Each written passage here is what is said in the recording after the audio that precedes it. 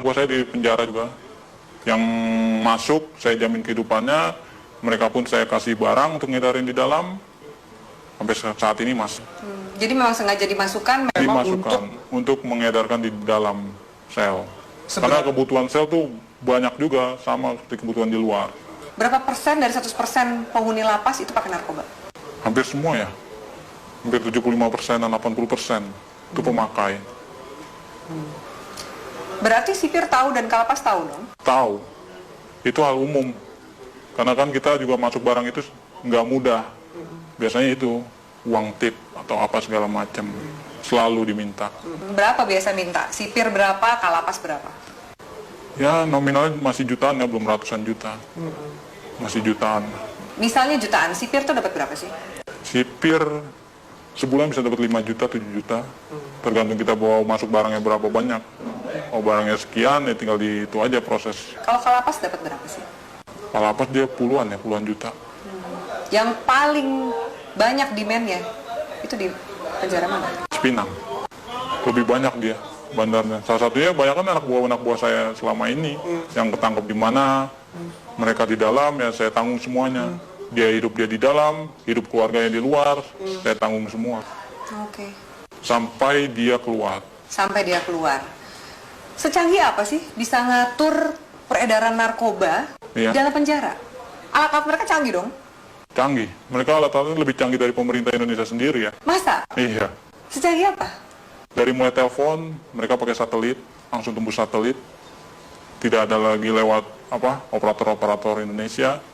Mereka semua pakai satelit. Jadi nggak bisa disadap? Nggak bisa disadap. Sangat sulit untuk disadap. Tidak akan ada habisnya Indonesia. Karena Indonesia target terbesar di Asia untuk peredaran. Untuk peredaran. Kenapa Indonesia jadi target? Karena demand yang begitu besar? Demand yang begitu besar. Keuntungannya juga besar. Hukumannya juga ringan. Soal hukuman? Iya. Ringan, berarti nggak mungkin bikin jera. Apa sih yang bikin jera? Aparatnya? Dari mana sih kemudian kalau misalnya mau ngabisin ini gitu? Dari mana sih? Biasanya kalau main di hakim itu buat main hukuman. Peringanan hukuman, segala macam. Anda bayar?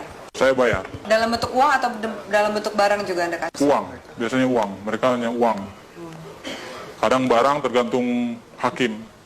Hakim maunya apa ya kita kasih. Banyak klien Anda yang hakim yang make juga? Ada banyak. Ada 10 orang ada. Bagaimana Anda menggunakan uang yang luar biasa banyak ini? Biasanya Anda menghabiskan untuk apa? Biasanya saya habisin buat pesta-pesta aja. Pesta, saya beli barang, segala macam apa, kebutuhan. Kebutuhan dalam arti ya saya lihat orang-orang kaum-kaum yang kurang mampu juga sebenarnya saya kasih. Beramal juga? Beramal. Tapi kan dari duit seperti itu, duit haram, duit panas. Ya, istilah kata buang sial. Kalau di kalangan ini buang sial, harus. Anda nggak takut ketangkep? Enggak. Karena saya percaya, saya di dalam pun saya dijamin. Dan keluar pun masih ada tempat buat saya.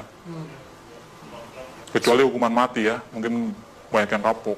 Susah nggak sih keluar dari jaringan ini? Sangat sulit. Karena semuanya itu sudah terpantau oleh bos. Kita pun juga nggak tahu kan anak buah bos seberapa banyak. Yang kita tahu kan hanya segelintir orang yang saya percaya ada 30 orang. Mungkin dari lain ini ada lagi anak buah bos yang mantau saya juga. Bagaimana posisi saya, peredaran saya, perkembangan saya. Oke. Dari Jakarta sendiri, selain 5 bos Anda ini, Iya, ada juga jaringan-jaringan yang lain? ada. Banyak. Di Jakarta aja ada sekitar 50 jaringan. Yang saya tahu 50 jaringan, mungkin lebih. Itu yang saya tahu. Jaringan ini lebih besar atau sama kuatnya dengan jaringan Anda? Macam-macam. Tergantung dari barang sih biasanya. Kalau barang kita bagus, banyak juga jaringan ngambil di kita juga. Makanya barang itu nggak pernah akan habis. Tidak akan pernah habis di Indonesia. Walaupun mereka menangkap, menyita segala macam berapa ribuan ton, ratusan kiloton, itu nggak akan pernah habis. Karena itu cuma sedikit, paling seujung jari ya, ujung jarinya dari total barang yang ada di Indonesia. Kalau BNN sendiri, gimana Anda sebagai bandar ngelihat BNN? BNN saya lihat sih Untuk saat ini tergantung orang-orangnya sih, BNN juga. Sama lah sama yang di Polres, Polda, segala macam. Istilah katanya kan orang Indonesia itu hanya butuh duit. Semuanya ujung-ujungnya duit. Asal kita punya duit, ya lolos. Sampai ke jaringan, kalau kepolisian juga Kepolisian udah hal umum. Udah nggak bisa ini lagi. nggak mungkin dibersihin. Nggak mungkin dibersihkan. Karena memang aparatnya pun pemakai. Kenal sama bandar, kenal barang, nyuplai barang juga, begitu. Seterusnya. Bea Cukai gimana? Bea Cukai juga mengawasi kan Iya. seperti ini. Bea Cukai ada permainan juga.